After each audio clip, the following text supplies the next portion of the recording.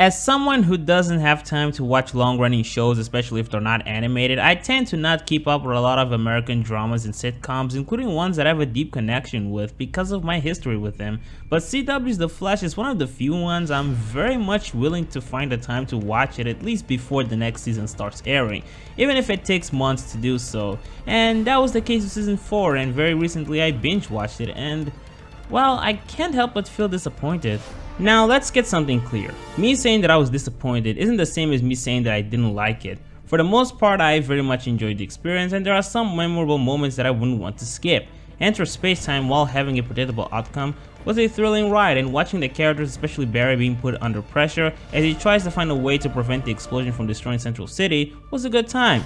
It was in fact one of my favorite episodes of the season. I appreciated how they revisited the baggage between Harry and his daughter, which ended up having a conclusion by the end of the episode that left me very satisfied, and I respected the decision that they both made, especially Jessie, who acknowledged and accepted the reality that Harry can only really be ready to talk about the death of her mother once he's ready. But all that said, this season definitely suffered a dip in quality, which is actually not unusual because I have noticed that The Flash is regressing in terms of quality since the first season. The only way I can explain my beef with this season is by breaking down in parts, which is my objective in this video. But because I don't want this to be entirely negative, especially given my last few videos, I will give this season some credit by highlighting some of the good things it achieved. By the way, I won't talk about the crossovers because at this point I don't give a single fuck about the other Arrowverse shows. It's not my fault they want me to catch up with a million episodes at the same time. Otherwise, I'll see cameos and references that'll feel either too early or too late, and then I would have to piece together the timeline myself. It was a lot easier when it was just these two. Now there are like hundreds of them. Some of them I didn't even recognize when I watched the crossovers with the aliens. Like, who the fuck is this chick, and what happened to Rip Hunter and Hawkgirl? I miss the simple days. So anyway, let's roll. Wally West is one of the most insufferable characters in this show. I hate his incapability of making smart decisions. I hate how he's a whiny little bitch who likes playing the victim card and fails to recognize his limitations, and whenever his older and more responsible friends are just trying to do what's best for his safety. And then what makes me feel even more annoyed is the fact that he was supposed to be a fellow speedster? No. No. He's the heroic speedster, not you. Get the fuck out of here. And actually he did. He was gone for the majority of the season. That made me feel so happy. I don't even care what's the reason or if it makes sense for his character. Your presence is a curse to me and I treasure your absence. Anyway, let's get a little more serious. I've always had conflicting feelings towards Caitlin. She was never really one of the most developed characters, at least in the first 2 seasons, but I've always been attracted by her personality. I like how she's nice, smart, and a helpful asset for Team Flash. It also helps that I've been watching her since the first season, back when she was grieving over the loss of her husband Ronnie, and was mostly down in the dumps, but as the season progressed, she looked and felt happier and slightly more peaceful, even to the point where she would allow others to not carry the guilt and grief over Ronnie's death. One of my favorite moments with her was in the premiere of season 2 when everyone was worshipping the Flash and calling him the savior of Central City after the black hole disaster.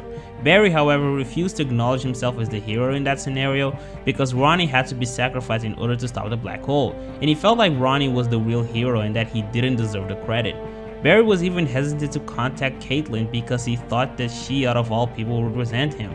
But when they talked after months, Caitlin told him not to carry any guilt and that yes, he was a hero because he did help protect the city. That moment there showed the amount of sympathy and kindness she has in her heart that I can very much admire. Nevertheless, this event I just brought up is also one of the biggest problems with her character because Caitlin for the first 2 seasons was mostly defined by having a romantic partner and eventually losing him, which was also what ended up happening with Jay, just in a different way. Very different way. And you know, this would always disappoint me because it felt like she was falling behind. I mean, the rest of the gang felt like they were developing and having more stuff that was defining their character. Even Iris, who I find to be generally boring even to this day, at least they were introducing more things like unraveling an aspect of her broken mother and unknown younger brother, which was a step up from being a boring love interest in the first season. Oh, I might as well plug in a little complaint. It's kind of hard when the most important person in the main character's life is the one person I care for the least. Anyway, let's get back to Caitlin.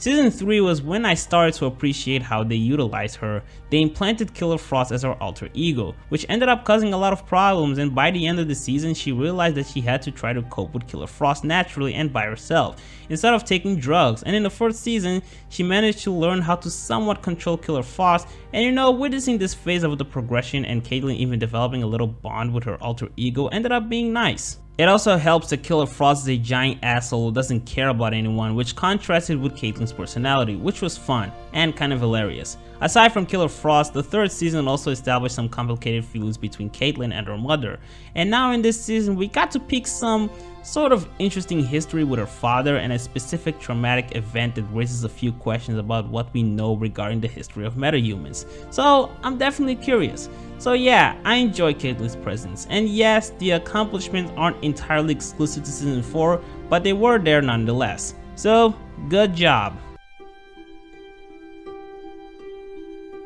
Okay, it's time to tackle the stuff that bothered me about this season, and I'm going to start with the thing that probably bothered me the least, which was Harry. Now, Harrison Wells is one of the most fascinating characters I've seen in live-action fiction. In 3 different seasons, we witnessed 3 separate versions of Harrison Wells from different timelines and with different personalities and motivations. I very much enjoyed all the versions, but the one I got the most attached to was Harry, aka Season 2 Harrison Wells. And when he ended up returning in Season 4 and became a member of the main cast, I was happy, but something felt odd about him. Harry has always been a pretty pessimistic, condescending, dickish, and stressed out individual, and here in Season 4 he still had these traits, but he also became weirdly comedic. I was debating with someone in real life, and he argued that it was a result of Harry being more comfortable and relaxed around his friends. And the thing is, I can actually picture that, especially because back in Season 2, the main reason for why Harry was constantly stressed was because Zoom had kidnapped his daughter. So it's natural that he's more relaxed, but my problem is that I didn't witness the transition. I mean, back in Season 3, when Harry had his fair share of appearances, he felt like the same Harry I knew from Season 2, but suddenly since the beginning of Season 4, Harry became goofier than what I'm familiar with. And not to say that Harry never had moments where he was funny, because he had, but here it was more than what I expected. But in all fairness, I was satisfied with Harry's presence. There were some memorable and recognizable moments with him scattered throughout the season. I'm not sure I'm okay with the idea of Harry losing his intelligence by the end of the season. I mean, he did just lose an essential aspect of his character, but whatever. I'll see what he has to offer if he ends up coming back in Season 5, 6, or whatever the fuck.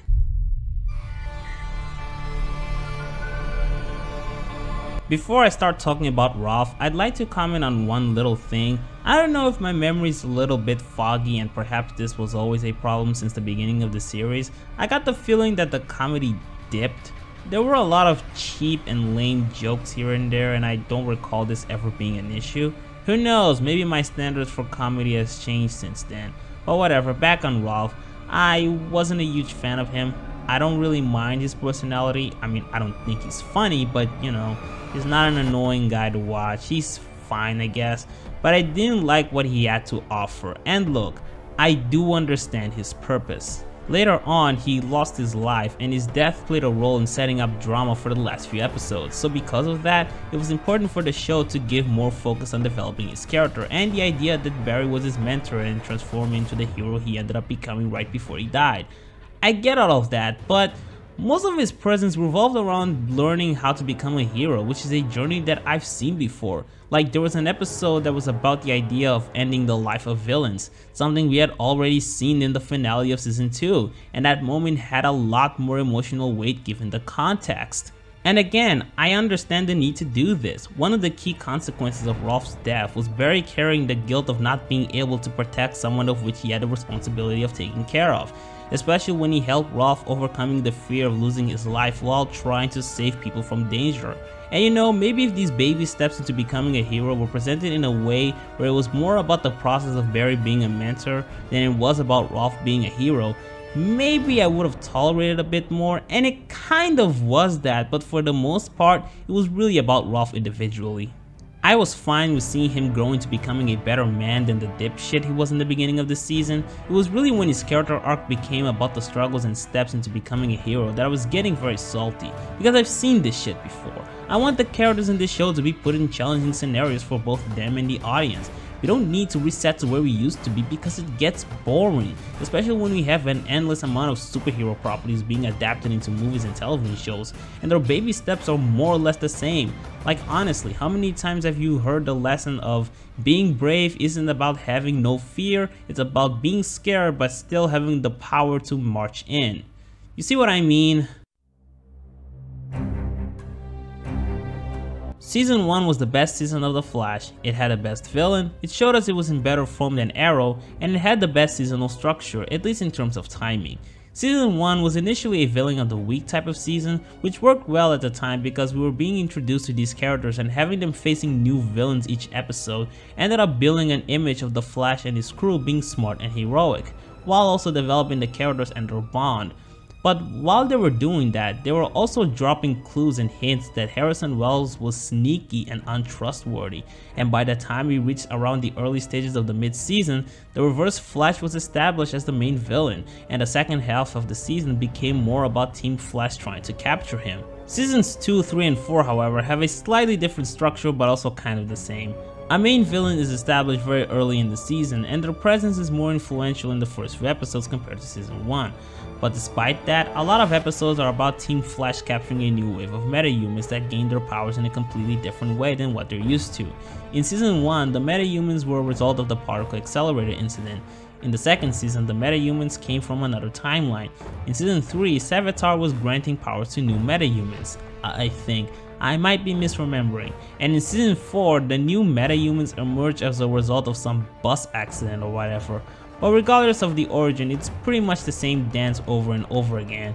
And I gotta say, the whole capturing metahumans each episode thing got pretty old. In Season 1, I can forgive that because it had a bigger purpose, as I explained earlier. But now it just kind of feels like these filler episodes because it's essentially what they are now. They're just there to stretch out the seasons. I really wish The Flash was composed of solely 13 or less episodes this season and became much more focused on the main villain and the storyline. But Season 4 is a bit of a special case because at least in Seasons 2 and 3, I could say they were becoming more exciting and bingeable as they progressed, while Season 4 possessed that rate right until the prison arc ended, and after that, the season became more boring and I got this feeling where things weren't moving forward and they were just walking in circles trying to capture Duvall. But there is something else that contributed to this problem, which brings me to my next segment.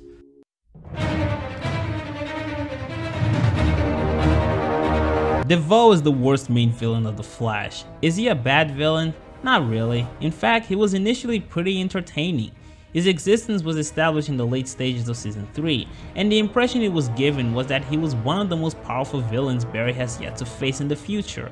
And one scene that really gave me the chills was when Harrison Wells from Season 1, during a flashback scene in Season 4, was in a press conference and he recognized Clifford Duvall, even stating that he's a big fan of him. Duvall, I expect I would make the gentleman to your right your husband. Clifford Duvall. I'm a big fan of your work. Sir, I believe it'll have an enormous impact on our future. Thank you for coming, and Professor, good luck.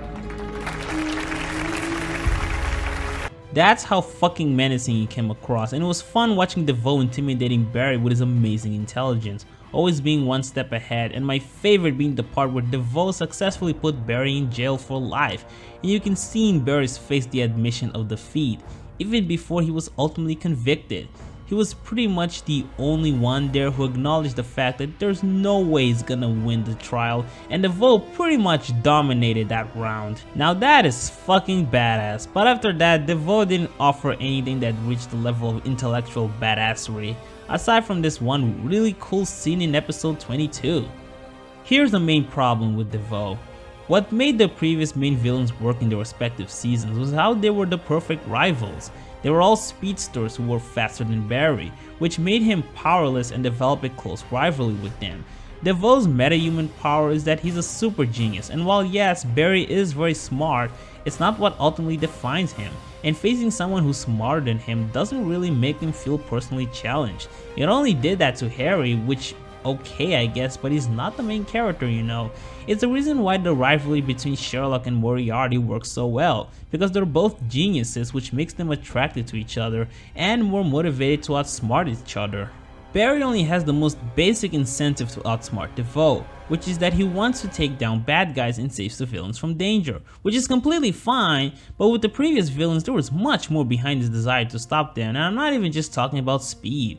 Reverse Flash was responsible for the murder of Barry's mom, and later on it was revealed that the man behind the mask was a close member of Team Flash, so taking him down also meant avenging Nora Allen and making him pay for his betrayal. Zoom initially started off as a simple villain, but scary, way too powerful and impossible to stop. He had also kidnapped Harry's daughter, which increased the stakes, but then it was revealed that the man behind the mask was a close member of Team Flash. And yeah, I know they're recycling a plot element and that was kinda stupid, but the impact was still there.